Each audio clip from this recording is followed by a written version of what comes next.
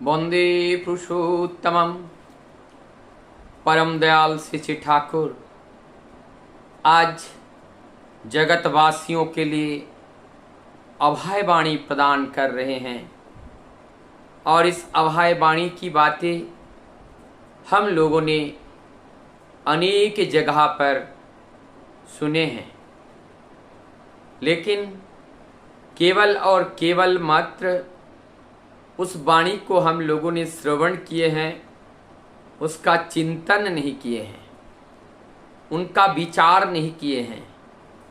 क्योंकि जब तक हम चिंतन मनन नहीं करते हैं तब तक हमारी बुद्धि, हमारी ज्ञान उस गहराई तक नहीं पहुंच पाती हैं। और जब तक हम उस गहराई तक नहीं पहुंचते हैं तब तक हम उस वास्तविक सत्य को समझ ही नहीं पाते हैं।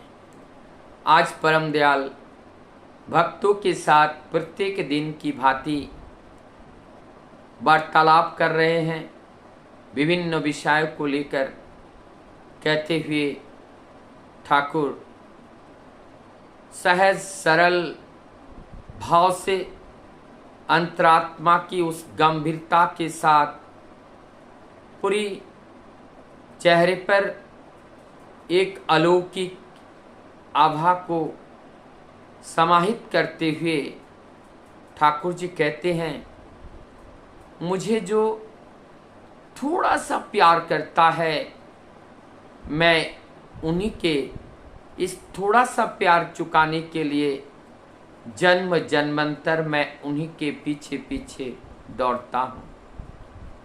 परम दयाल श्री ठाकुर जी और आगे कहते हैं, आप लोग 84 योनियों का भ्रमण करते हुए कितने बार इस पृथ्वी पर आए हैं। आकर के हर बार अपने मन मुताबिक कार्य करके चलते चलते अपने जीवन को कितनों बार बिता दिए हैं। मैं आप लोगों से आग्रह करता हूँ, कम से कम एक बार ये जो मूर्ख हैं अर्थात ठाकुर जी अपने को इशारा करते हुए कहते हैं कि इस मूर्ख की बात को मानकर एक जन्म अगर दे दो, चाहे उसमें तुम्हारा कितना भी नुकसान हो, अनेकों जन्म तो आपने गवाया, लेकिन एक जन्म आप हमारे लिए दे दो, यही हमारी प्रार्थना है। ये परम दयाल ठाकुर जी का आह्वान है जगतवासियों के प्रति। उन्होंने विश्वास दिए हैं, भरोसा दिए हैं और बचने के लिए राह दिए हैं। इसके बावजूद भी यदि हम उनको भूल करके अपने मन मुताबिक राह को चुनकर चलते हैं और चल करके दुख कष्ट भोगते हैं, तब हमारे प्रभु अत्यंत कष्ट पाते हैं।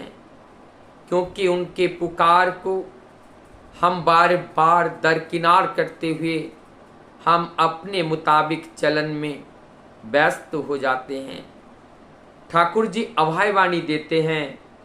ठाकुर जी कहते हैं, सत नाम ग्रहण कर लो और सत नाम को मनन करो और सत्संग का आश्रय ग्रहण करो। मैं निश्चय करके कहता हूँ, तुम्हें और तुम्हारे उन्नयन के लिए कभी भी सोचना नहीं पड़ेगा। इतना बड़ा अभयवाणी इस त्रिज जगत में कौन दे सकते हैं।